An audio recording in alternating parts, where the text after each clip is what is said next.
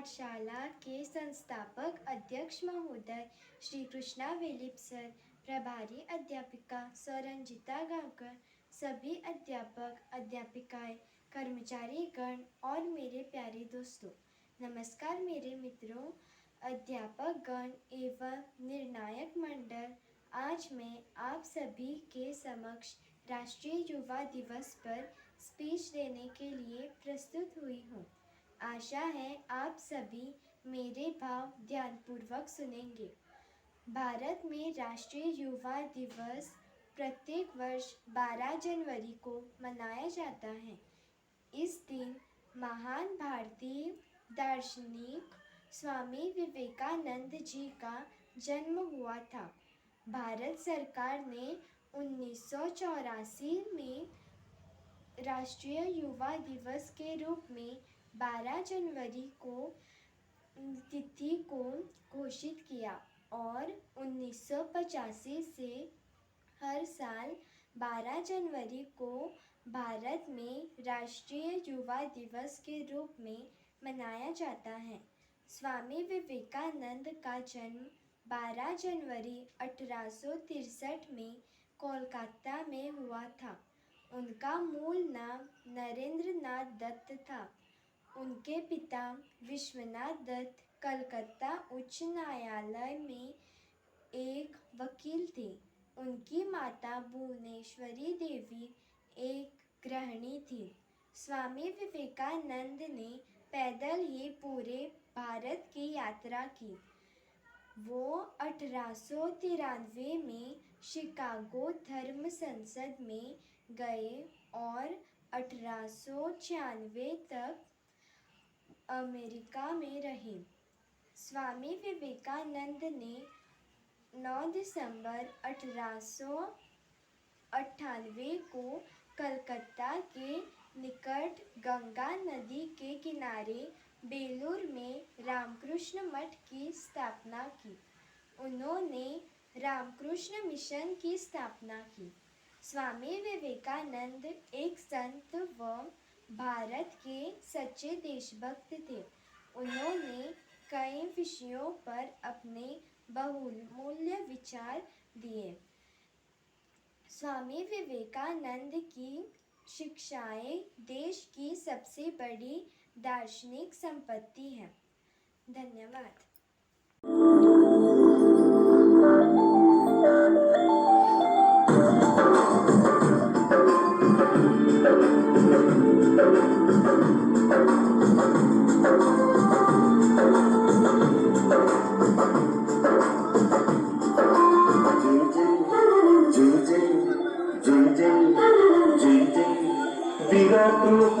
వివేకానంద అందుకు జోహారు శక్తి పుంజమా వివేకుడా వెద చల్లు కిరణాలు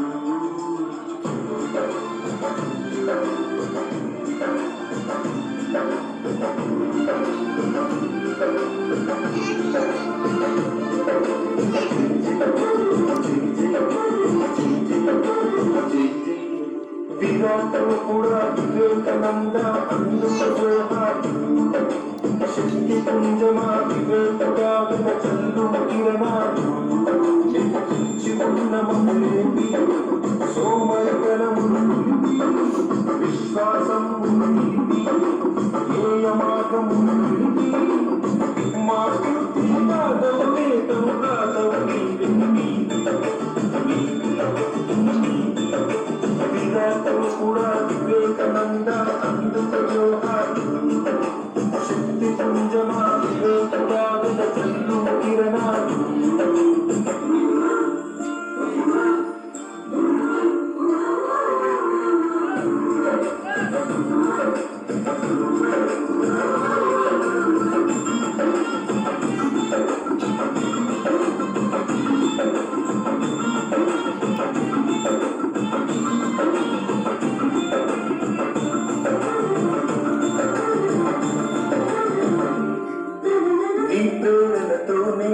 జీవ ఫౌజును నిర్మించే నీ బోధనతో ఇతకు స్వరాజ్య పోరును నడిపించే స్వతంత్ర సమరములోన విప్లవ వీరుల గురువెల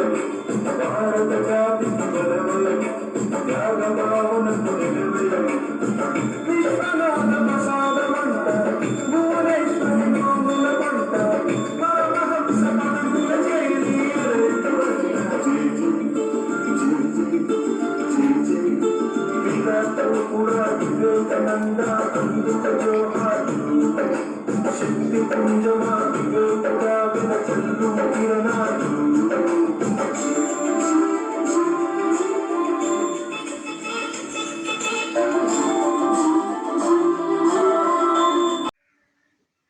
माननीय गुरुकुल संस्थाचे चेअरमॅन श्री कृष्णा वेलिप सर, प्रभारी शिक्षिका सौ रंजिता गावकर, सर्व शिक्षक, अन्य कर्मचारी वर्ग आणि माझ्या मित्रांनो, प्रत्येक देश हा युवकांनी समृद्ध बनत असतो. युवा शक्ती जर योग्य दिशेने प्रवाहित झाली तर देश प्रगती पथावर अग्रेसर होत असतो. अशा संकल्पाची आठवण म्हणून आणि प्रत्येक युवा देशप्रती अभिमानाने देश सेवा करण्यास प्रवृत्त व्हावा यासाठी भारतात 12 जानेवारी या दिवशी म्हणजे स्वामी विवेकानंद यांच्या जन्मदिवशी यांचा स्मरणार्थ प्रत्येक वर्षी राष्ट्रीय युवा दिवस म्हणून साजरा केला जातो. स्वामी विवेकानंद यांचे आयुष्य म्हणजे एक प्रकारचे तपच म्हणता येईल. यामध्ये त्यांचे कार्य युवकासाठी खूप प्रेरक होऊ शकेल. त्यांचा प्रव्य म्हणून प्रत्येक शाळेत, महाविद्यालयात विविध कार्यक्रम साजरे करून त्यांचे कार्य तरुणासमोर आणले जाईल अशी भावना राष्ट्रीय युवा दिवस साजरा करण्यामागे आहे. भारतीय धर्म, योग्य ध्यान, अध्यात्म आणि मानवी विकास यांचा प्रसार खऱ्या अर्थाने जगवायचा असेल तर भारतीय तरुण तथा स्वप्नाचे भारावून गेले पाहिजे. स्वामी विवेकानंदाचे जीवन हे तार्किक आणि आध्यात्मिक अनुभवाच्या कसोटीवर पारखून घडलेले आहे. तो आदर्श समोर ठेवून अंधश्रद्धा न पाळता, व्यसन तसेच क्षणिक सुखाच्या आहारी न जाता भारतीय युवक देशसेवेसाठी आणि धर्मासाठी झटला पाहिजे अशी भावना हा दिवस साजरा करण्यामागीच आहे. तो दिवस 12 जानेवारी हा एकदम अचूक असा दिवस आहे, कारण याच दिवशी स्वामीजींचा जन्म झाला होता. धन्यवाद. भाइयों, पढ़ने के लिए जरूरी है एकाग्रता, एकाग्रता के लिए जरूरी है ध्यान. ध्यान से हम अपने इंद्रियों पर संयम कर एकाग्रता प्राप्त कर सकते हैं. दिन में कम से कम एक बार अपने आप से बात करें, अन्यथा विश्व के सबसे बुद्धिमान व्यक्ति से होने वाली मुलाकात आप खो देंगे. जब तक आपको अपने आप पर विश्वास नहीं होता, तब तक आपको ईश्वर पर विश्वास नहीं होगा. आखिर में मैं कहना चाहता हूँ, संघर्ष कितना कठिन होता है, जीत उतनी ही शानदार.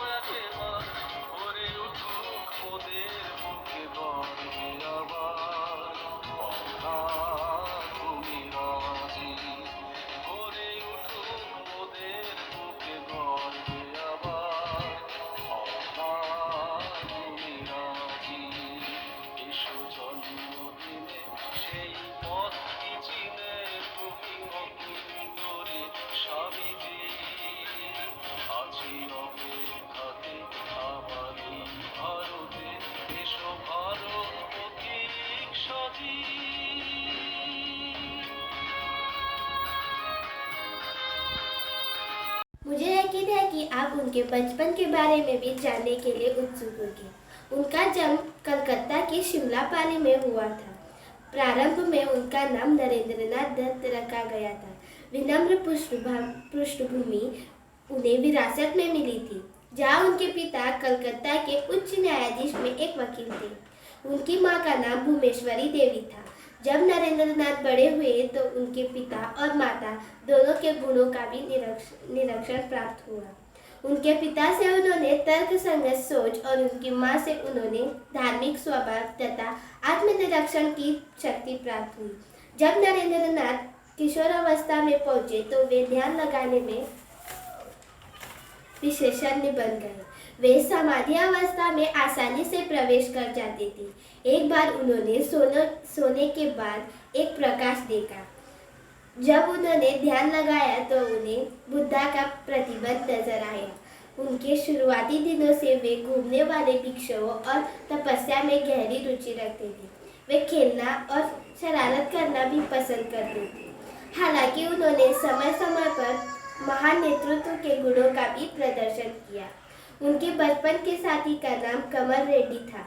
जब वे किशोरावस्था में आए और अंततः श्री रामकृष्ण की वजह से उनकी सोच में बदलाव आया और उनकी मृत्यु के बाद नरेंद्रनाथ ने अपना घर छोड़ दिया। उन्होंने अपना नाम बदलकर स्वामी विवेकानंद कर लिया और भोरानगर मठ में अपने अन्य शिष्य मित्रों के साथ रहने लगे। बाद में उन्होंने त्रिवेंद्र पहुंचने तक भारत भर में अपना दौरा किया और आखिरकार वे शिकागो की धर्म के संसद में पहुंचे। वहां उन्होंने एक भाषण को संबोधित किया और दुनिया भर में हिंदू धर्म के लिए प्रशंसा बटोरी। वे एक महान व्यक्ति थे जिसने मानव जाति और राष्ट्र के उत्थान के लिए बड़े पैमाने पे काम किया था। धन्यवाद। 11 सितंबर 93। क्या था वो भाषण जिसने अमेरिका को ही नहीं बल्कि पूरी पश्चिमी को भारत का मुरीद बना दिया? क्या थे वो पहले 5 शब्द जिन्हें सुनते ही 7,000 लोग 2.5 मिनट तक खड़े होकर मंत्रमुग्ध होकर तालियां बजाते रहे? और क्या सीखा हमने शिकागो के उस स्पीच से जिसे दुनिया के सर्वश्रेष्ठ व्याख्यानों में से एक गिना जाता है? नरेंद्रनाथ दत्त, जिन्हें पूरा विश्व स्वामी जी विवेकानंद के नाम से जानता है और याद करता है। हम भारतवासियों को ये दिन क्यों याद रखना चाहिए? क्योंकि उस दिन भारत के एक युवा सन्यासी ने पश्चिमी देशों के सूट बूट वाले बड़े बड़े विद्वानों को बौना साबित कर दिया था। वो दिन हमें इसलिए याद रखना चाहिए कि उस दिन सनातन संस्कृति के एक संदेश वाहक ने भारत को विश्व गुरु के रूप में पुनर्स्थापित कर दिया था। उस दिन को हम न्यूयॉर्क के लिए नहीं बल्कि शिकागो के लिए याद करेंगे। विध्वंस के लिए नहीं, विश्व शांति के लिए याद करेंगे। आतंकवाद के लिए नहीं, सनातन संवाद के लिए याद करेंगे। तारीख 11 सितंबर 1893। जगह लेक मिशिगन के तट पर बसा हुआ अमेरिका का सबसे घनी आबादी वाला शहर शिकागो। अवसर विश्व धर्म संसद। पात्र पूरी दुनिया से आए हुए अलग अलग धर्मों के प्रतिनिधि और भारत का एक युवा तपस्वी स्वामी विवेकानंद। मौका तो था धर्म पर विचार विमर्श का, लेकिन दूसरों को छोटा और खुद को बड़ा समझने वाली पश्चिमी संस्कृति सैकड़ों विद्वानों के बीच बैठे हुए विवेकानंद का मजाक उड़ा रही थी। उनके कपड़े सूट बूट वाले विद्वानों से मेल नहीं खा रहे थे। कद काठी भी कोई खास नहीं थी। उनके मस्तक पर ज्ञान का तेज तो था, लेकिन अहंकार नहीं। भारत को तीसरी दुनिया मानने वाले, सपेरों का देश कहने वाले मन ही मन स्वामी जी पर हंस रहे थे। बड़ी बड़ी बातें करता है भारत, विश्व की प्राचीन सभ्यता कहता है खुद को।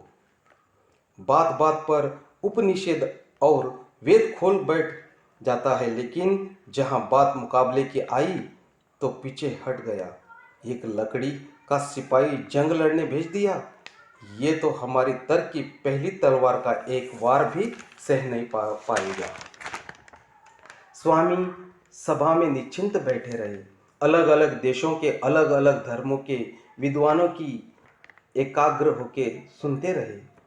लोग अलग थे, धर्म अलग थे, लेकिन दावा सबका एक ही था, मेरे धर्म जैसा कोई धर्म नहीं, मेरे सिद्धांत जैसा कोई सिद्धांत नहीं और मेरे वंश जैसा कोई वंश नहीं। थोड़ी देर बाद विश्व धर्म संसद में स्वामी विवेकानंद का नाम पुकारा गया और वो अपनी जगह से उठकर मंच की ओर बढ़ने लगे। तब स्वामी विवेकानंद की उम्र थी सिर्फ 30 साल। 30 बरस का ज्योति पुंज था, ज्ञान पुष्प का सुरभि पुंज था। मस्तक पर अरुणों रेखा चकित रह गया। जिसने देखा शब्द सुदर्शन धारी था वो, देवदूत अवतारी था वो। स्वामी जी मंच पर अकेले चल के नहीं आए, उनके साथ भारत की सनातन संस्कृति की और लाखों वर्षों का इतिहास भी मंच तक आ पहुंचा। और अब पूरा विश्व सुनना चाहता था कि भारत क्या कहेगा। जहां इतने बड़े बड़े धर्म योद्धा बोल चुके हैं, वहां ये भगवाधारी लड़का सनातन धर्म की श्रेष्ठता कैसे सिद्ध करेगा। स्वामी विवेकानंद माइक तक पहुंचे तो कुछ बोले नहीं। लोगों की उत्सुकता बढ़ने लगी। सभा में हलचल सी मच गई। स्वामी जी कुछ कह क्यों नहीं रहे हैं, बस चारों ओर नजर घुमाकर देख रहे थे। कुछ टाइयों ने उपवास किया। This is what you call code feet. India has gone silent. Swami ji अभी चुप थे, बस चारों ओर नजर घुमा के देख रहे थे, मानो पूरी सभा का जायजा ले रहे हो। कुछ पल और गुजर गए। फिर स्वामी जी बोले और सिर्फ 5 शब्द बोले, और उन्हीं 5 शब्दों में आने वाले 500 वर्षों के लिए पश्चिम की धरती पर सनातन सभ्यता का ध्वज गाड़ दिया। वो 5 शब्द सुनने वालों की छाती पर ऐसे गड़ गई कि 7,000 लोग खड़े होकर तालियां बजाने लगे। वो 5 शब्द पूरी दुनिया के लिए विश्व बंधुत्व का संदेश बनकर गूंज उठे और आज तक गूंज रहे हैं। शिकागो के धर्म संसद में स्वामी विवेकानंद के पहले 5 शब्द थे, sisters and brothers of America.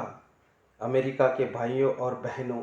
7,000 लोग मंत्र मुग्ध रह गए, जैसे कोई जादू देख लिया हो, जैसे ईश्वर की आवाज़ सुन ली हो, जैसे कोई आकाशवाणी हो गई हो। 2.5 मिनट तक तालियां बजती रही, जबकि अभी विवेकानंद ने कुछ कहा ही नहीं था, अब कहने वाले थे। ये 5 शब्द इतने मर्मस्पर्शी, इतने अविस्मरणीय इसलिए हो गए कि ये 5 शब्द किसी व्यक्ति के मुख से नहीं, सनातन धर्म के मूल संस्कृति से उपजे थे।